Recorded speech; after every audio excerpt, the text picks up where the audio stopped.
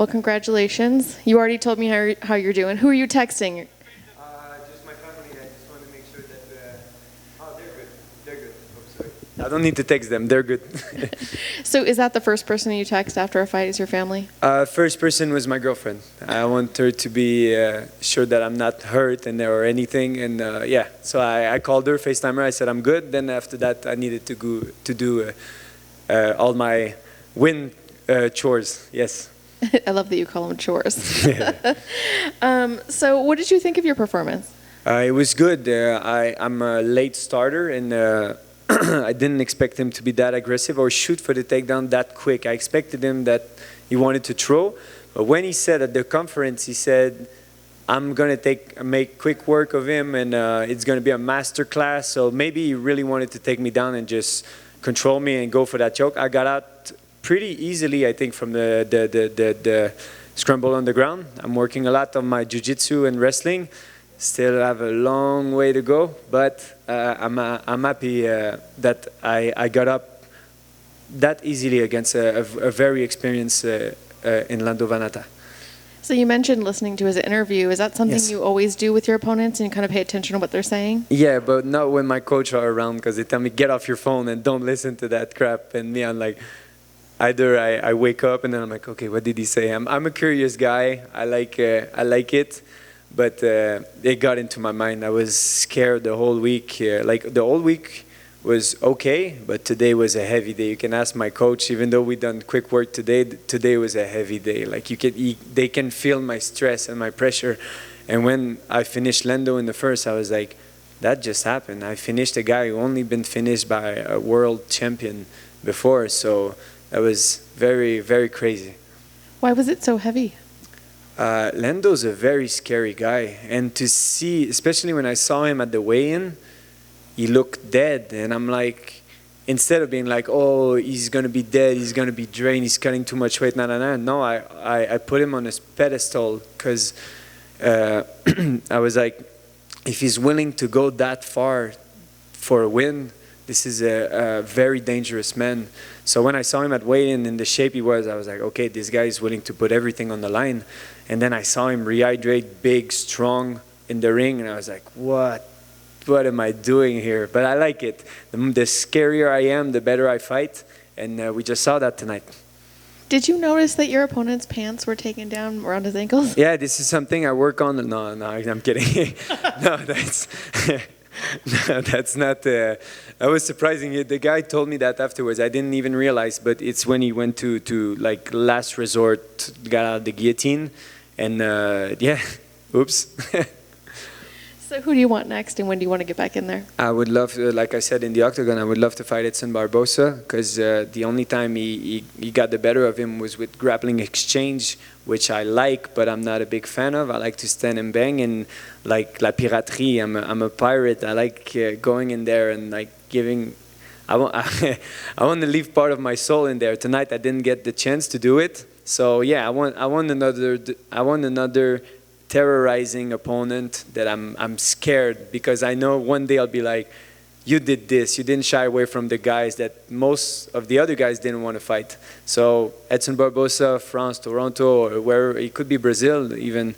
I know that with the lockdown, like lifting everywhere in the world, we can go everywhere now. I've been fighting a lot at the Apex Center. I love it. I love the energy.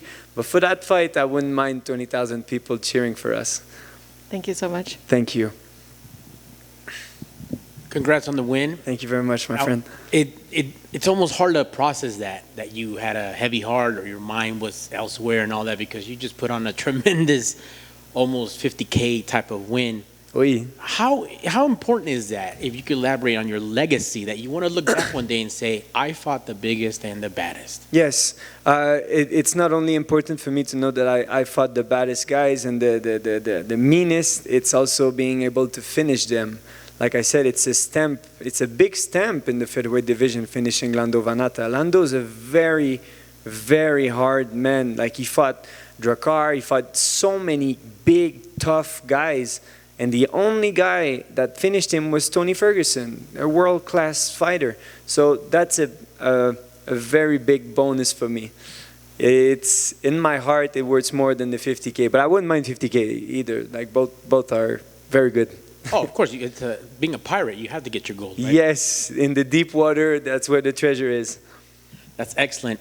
Speaking of a respectful competition, you mentioned that how Marc Andre had just fought. Yes. So let's point this out real quick. Both of you guys won. Uh-huh. Both of you guys won in the first round. Yes. Both by guillotine. Yes. But you beat him by 4 seconds because yours was at 2:32, his was at 2:36. Oh my God! So well, if I get the bonus, we'll share. I'll bring him to dinner for sure. That sounds excellent. And lastly, that I'll give you the petition. I'll sign it. Edson Barboza. Yes. And Jourdain. Oof, that would be tremendous. Crazy, yeah. That's almost like a main event for a fight night. If they would put it as a main event, I wouldn't mind fighting like an Apex. But if it's more main card type of stuff on a big card, I wouldn't mind either. Like 3 rounds or 5, I'm willing to do anything. I know I don't have the starship yet of a main event guy, but I'm building it slowly but surely. Little by little, and it's those are deep waters. That division right now is just on fire, especially with names such as yourself. Yes. A lot of people have said before when they go up against living legends, "Oh, I'll stand. Do you mean that? You won't go to the ground with Barboza and give him that loss? Like, have you ever seen me shoot in a fight? All right. No, I'd never tried. I think I did once in my 5th pro fight, and it was horrible.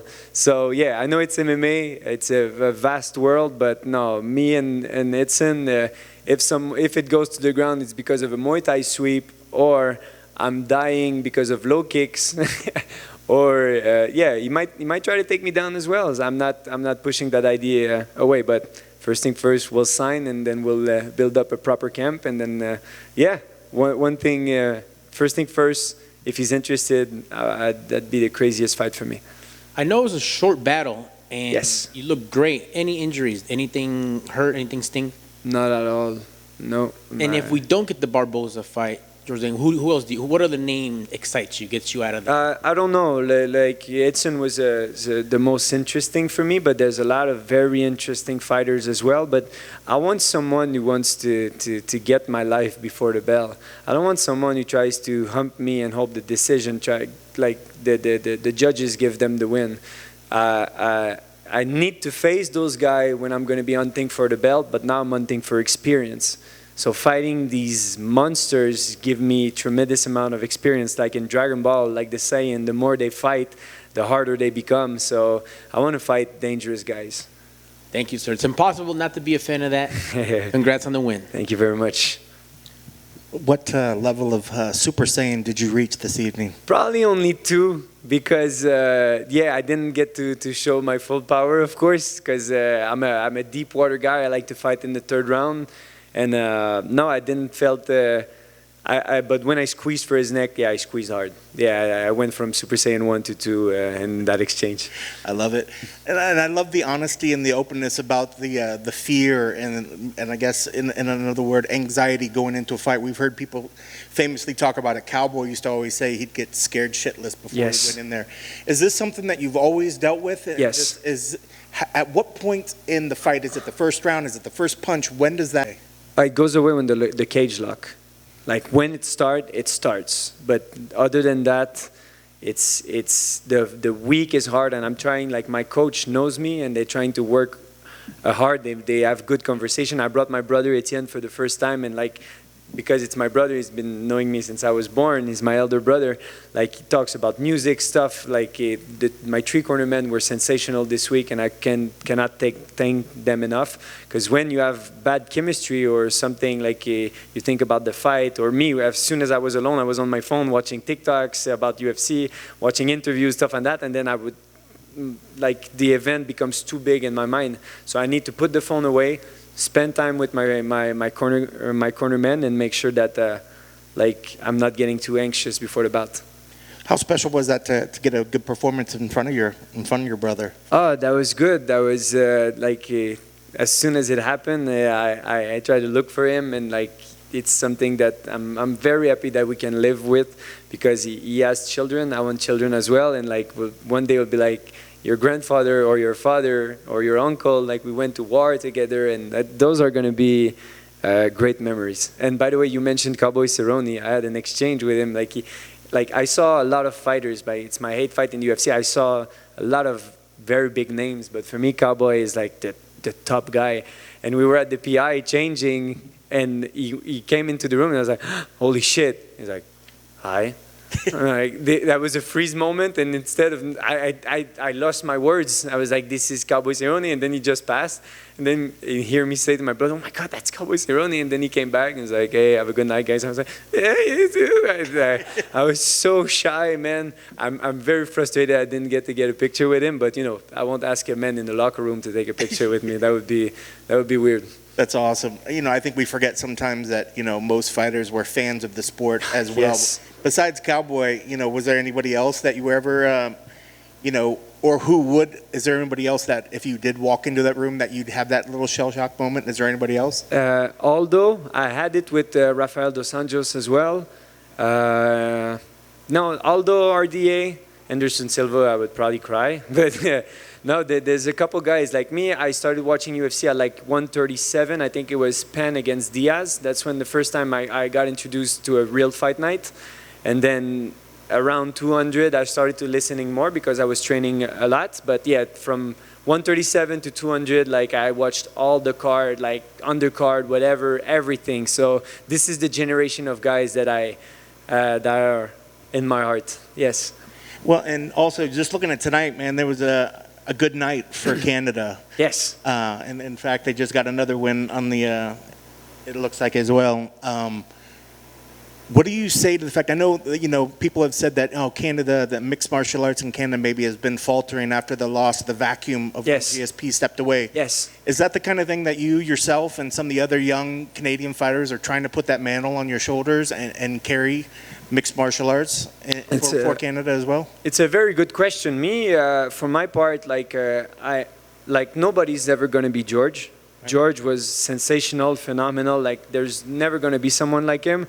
But me, I want to be like the cowboy of Canada. Like I want people to be like, we need to go to a bar to watch Charles fight because this kid is crazy. Like this is that would mean the world to me because I know I'm alone in the cage, but there's so many people who were in their living room screaming. Like I just saw a lot of videos of people like cheering. So I know I'm not alone, and I feel it. So it's either if it's Canadians or people around the world, I don't mind. If you cheer with me, I'm very happy. And if you cheer against me, I'm happy as well. It's because you're bringing energy towards the fight game. So I'm not a mean guy. I like everyone.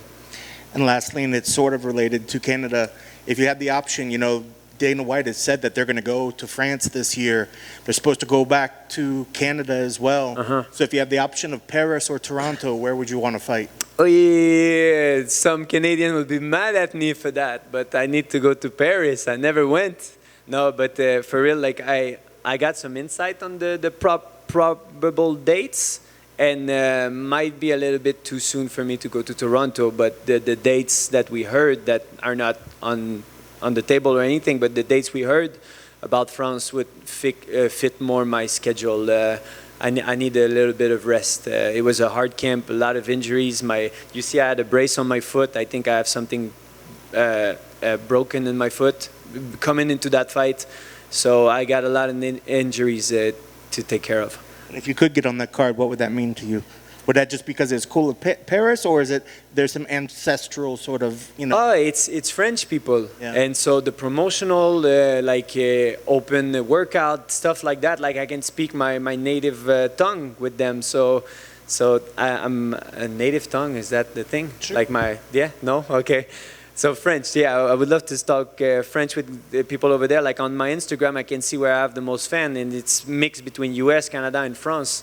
But from my French following is bigger than my Canadian following. I don't mind that. It's not a competition, but it's just that a lot of people are looking at me from there. So I would love to have a spectacle in front of them.